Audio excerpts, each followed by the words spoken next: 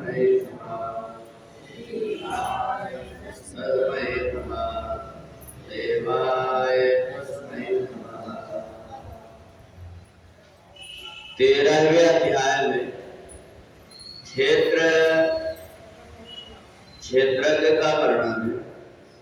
अमानित्वं दम्भित्वं अहिंसा क्षान्तिरार्जवम् आचार्योपासनं शौचम स्थैर्यमात्मनिग्रह।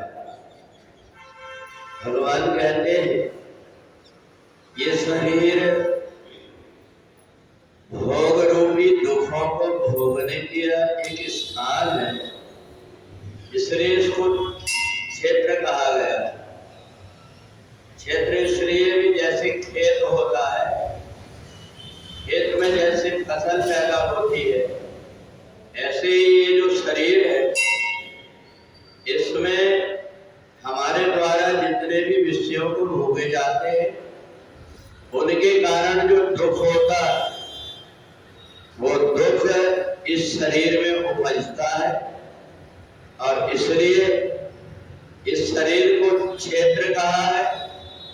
परंतु इसमें रहने वाला जो जीवात्मा है उसको क्षेत्रज्ञ कहा गया है कि शरीर अलग है और आत्मा अलग है। जब इस बात का व्यक्ति को ज्ञान हो जाता है तो ऐसा व्यक्ति फिर संसार में जो कुछ भी कर्म करता है उसको इस बात का ज्ञान हो जाता है कि आज मैं जो कुछ भी फसल बो रहा हूं वही फसल मेरे को बाद में काटना पड़ेगा, क्योंकि शरीर खेत जैसा है जिसमें हम जितने प्रकार के विषय हैं, रूप रस शब्द स्पर्श गंध, इनके द्वारा जो विषयों को भोगते हैं इसका फल फिर हमारे सामने आता है। और इसलिए इस फल में हम बाद में दुखी ना हो, इसलिए समझदार व्यक्ति अच्छे समझ करके कर्म करने लगता है कि जो कुछ भी बोए पेड़ बबूल का फिर आम कहाँ से पाए। हमने अगर बबूल का पेड़ बोया है तो हमें उसी का ही पेड़ मिलेगा। तो ऐसा मान करके जो व्यक्ति संसार में अमानित्वं दम्भित्वं अहिंसा क्षान्तिरार्जवम् आचार्योपासनं शौचम, वो अपने गुरुजनों के सानिध्य में बैठ करके आत्म कल्याण का रास्ता सीखता है। और भगवान ने इसलिए अर्जुन को माध्यम बना करके गीता में अपने आत्म कल्याण के विषय में भगवान ने बताया कि जीवात्मा शरीर को काम करने से रोकता नहीं, परंतु बाद में जो कुछ भी कर्म किया उसका फल उसको प्राप्त होता है। क्योंकि हम कर्म करने में तो स्वतंत्र है पर फल पाने में स्वतंत्र नहीं है। फल तो हमको वही मिलेगा जो कुछ हमने कर्म किया हुआ है।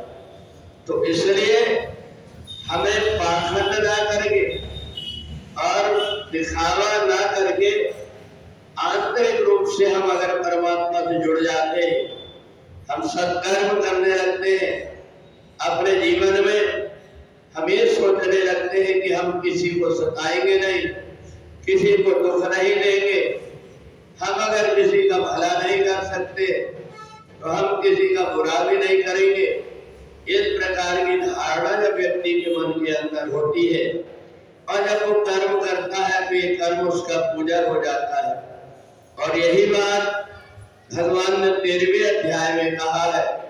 इस शरीर में रहने वाला जीवात्मा से हम कर्म तो कुछ भी करा सकते हैं, परंतु बाद में हमको भोगना पड़ता है।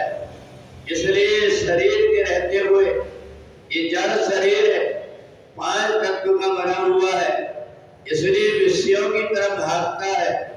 इसलिए हम भगवान की पूजन करते हैं, इसलिए भगवान की कथा सुनते हैं, इसलिए भजन करते हैं कि हमारी इंद्रियां विषयों की तरफ ना भाग करके परमात्मा की तरफ जाने लगे। अगर ये इंद्रियां विषयों की तरफ भागती है तो जीवात्मा को गड्ढे में गिरा देती है, और जब ये इंद्रियां परमात्मा की तरफ चलने लगती है तो जीवात्मा का उद्धार हो जाता है। और इसलिए हमें बहुत से व्यक्तियों के विषय में अपने आप बोलना पड़ता है। ये व्यक्ति बड़ा सज्जन है, सीधा है, सरल है, किसी से दिखावा नहीं करता, कोई प्रपंच नहीं करता। जीव की वास्तविक में ये उच्च स्थिति है जहां जाकर के वो इधर उधर की बातों में न उलझ करके परमात्मा की तरफ चलने लगता है। ये शरीर जब अंदर की आंख खोल करके हम कार्य करते हैं तो परमात्मा का चिंतन करता है, और इस शरीर जब संसार की तरफ देख करके कर्म करते हैं तो संसार का चिंतन करता है। तो इसलिए इस शरीर रूपी खेत में जो कुछ भी हम कर्म करेंगे उसी का फल बाद में हमारे सामने आता है। इसलिए भगवान ने 13वें अध्याय में जीव और शरीर दोनों के विषय में बताया।